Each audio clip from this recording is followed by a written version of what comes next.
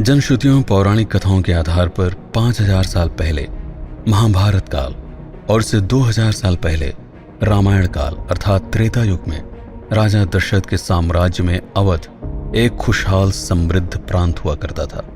उस कालखंड में न कृष्ण की ख्याति थी न ही राम की।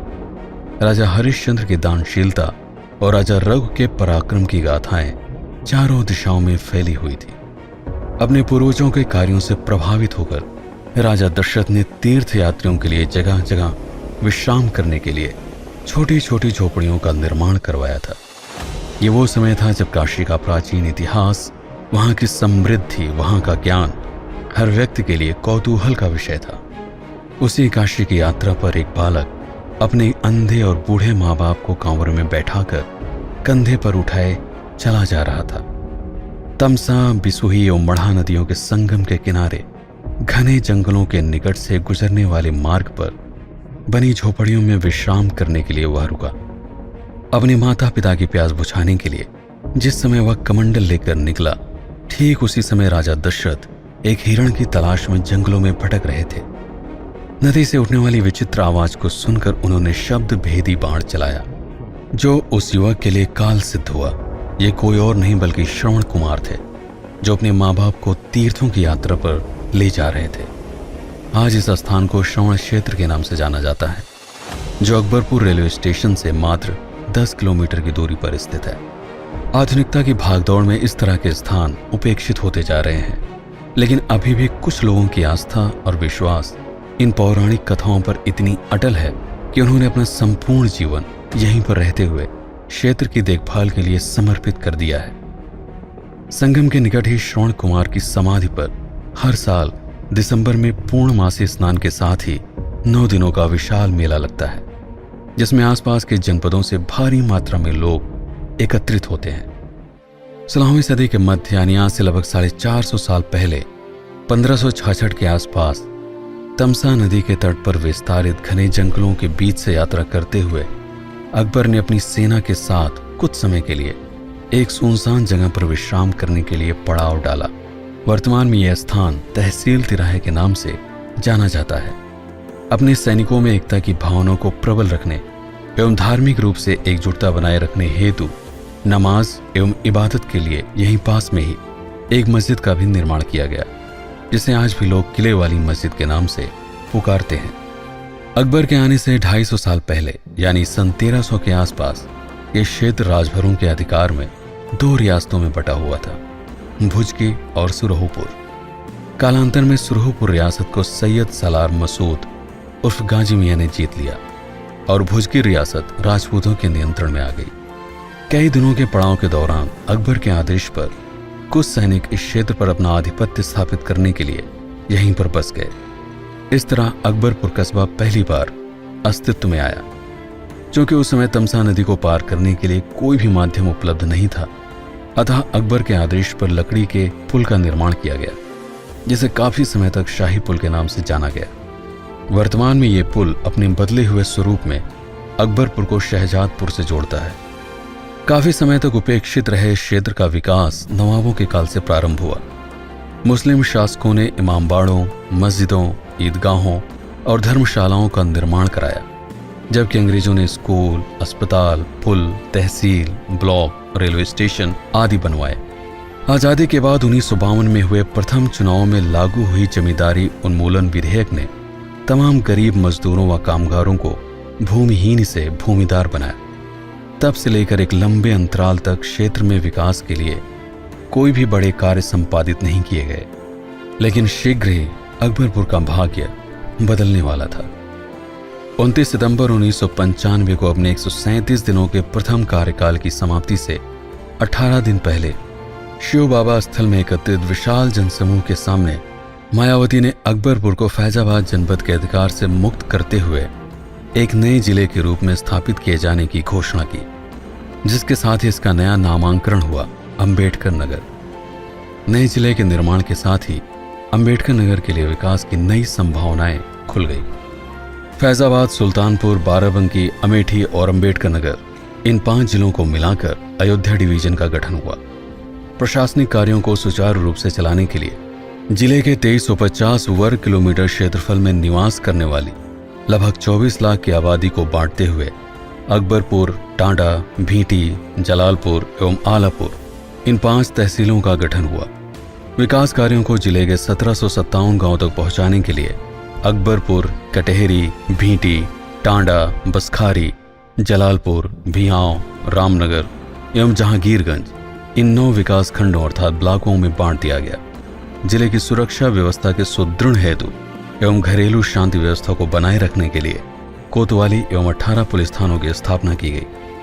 अकबरपुर, जलालपुर एवं टांडा जैसी घनी बस्तियों की साफ सफाई एवं सुधारीकरण के लिए 3 नगर पालिकाओं की स्थापना की गई। इसके अलावा गांव की समस्याओं के निस्तारण के लिए किछौछा एवं इल्तिफातगंज में 2 नगर पंचायतों का भी गठन हुआ।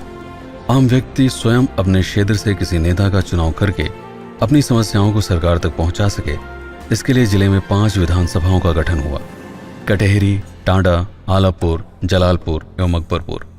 पूरे जिले के विकास एवं जिले की समस्याओं को दूर करने के लिए अधिकांशतः प्रत्येक जिले से एक सांसद को चुना जाता है। हालांकि यह चुनाव क्षेत्र आधारित नहीं बल्कि जनसंख्या आधारित होता है। किसी भी जिले का संपूर्ण विकास करने के लिए यातायात के मार्गों का अधिक से अधिक निर्माण आवश्यक है, ताकि वस्तुओं का स्थानांतरण आसानी से हो सके और व्यापार एवं निर्माण कार्यों को गति मिल सके। राष्ट्रीय राजमार्ग 135A जिले को फैजाबाद, अयोध्या एवं लखनऊ से जोड़ता है। राष्ट्रीय राजमार्ग 28 टांडा को आजमगढ़ एवं वाराणसी शहरों से जोड़ता है। राष्ट्रीय राजमार्ग 128 पश्चिम की ओर अकबरपुर को सुल्तानपुर एवं रायबरेली से मिलाता है, जबकि पूरब से यह टांडा से होते हुए बस्ती और गोरखपुर से जा मिलता है। अकबरपुर स्टेशन से अयोध्या स्टेशन तक जाने वाली रेलगाड़ियां इन 5 छोटे स्टेशनों से होकर गुजरती हैं। कटेहरी, गोसाईगंज, अलनाभारी, बिल्हरघाट। जौनपुर की ओर अकबरपुर जंक्शन से शाहगंज जंक्शन के बीच 4 ग्रामीण स्टेशनों पर यात्री वाहक रेलगाड़ियां विश्राम लेती हैं। जफरगंज, मालीपुर, तुलसीनगर एवं भिलवाई। इसके अलावा करनपुरा के खदानों से आने वाले कच्चे कोयलों को सरयू नदी के किनारे स्थापित टांडा थर्मल पावर प्लांट तक ले जाने के लिए अकबरपुर जंक्शन से जाने वाली गाड़ियां सूरापुर एवं टांडा स्टेशनों से गुजरने के बाद पावर हाउस के कोयला एकत्रित करने वाले क्षेत्र तक जाती हैं। इसके अतिरिक्त विशेष अवसरों पर विमानों को उतारने के लिए अकबरपुर से टांडा जाने वाले सड़क मार्ग पर लगभग 1.5 किलोमीटर लंबी हवाई पट्टी का भी निर्माण किया गया है।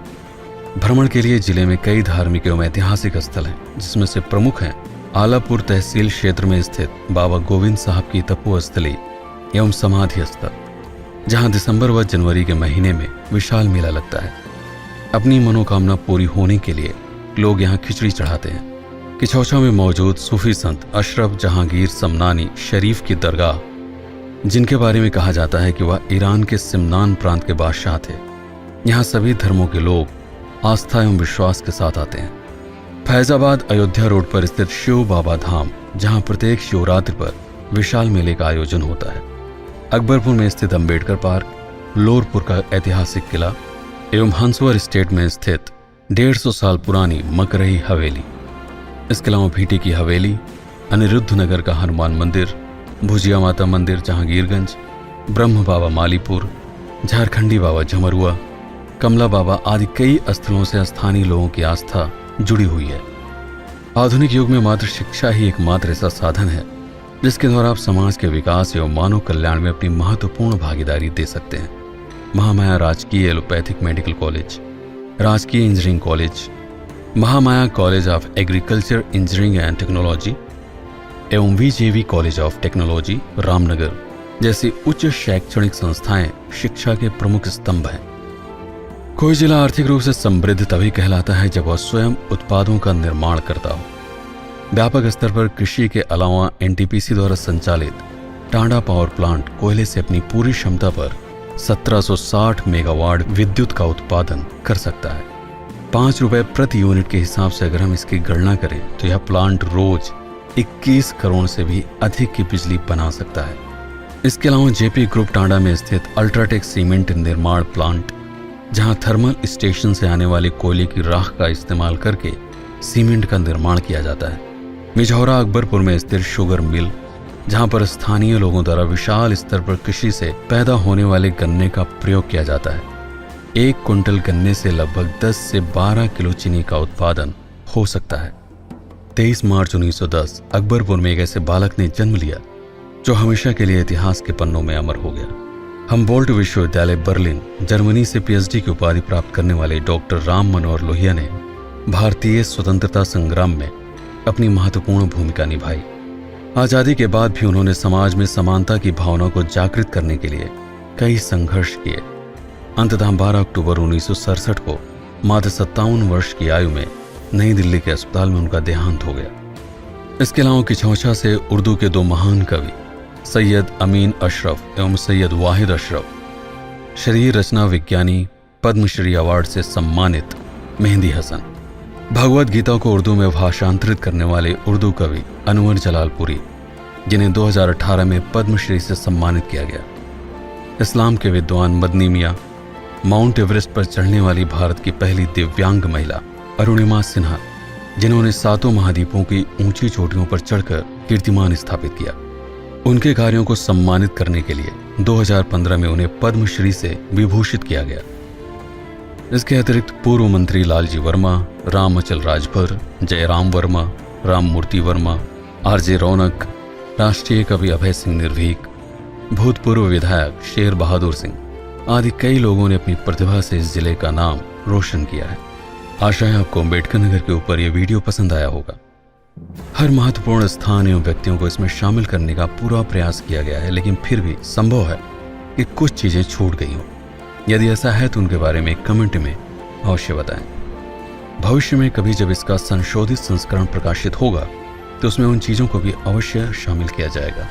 अगर अम्बेडकर नगर से आपका किसी भी तरह से कोई जुड़ाव है तो उस डॉक्यूमेंट्री को अपने पसंदीदा वीडियोज में शामिल करने के लिए लाइक अवश्य करें और हर उस व्यक्ति को ये वीडियो साझा करें जो शिक्षा या रोजगार के लिए अपने जनपद से दूर जाकर हमेशा अपने शहर, अपने गांव को याद करता है। अगर आप पहली बार प्रतापगढ़ हब पर आए हैं तो चैनल को सब्सक्राइब करना मत भूलिएगा, ताकि भविष्य में प्रकाशित होने वाले सभी नए वीडियोस की जानकारी आप तक सरलता से पहुंच सके। मैं हूं आपका पीके सिंह और आप देख रहे हैं प्रतापगढ़ हब। इस वीडियो पर इतना लंबा समय बिताने के लिए आपका बहुत बहुत धन्यवाद।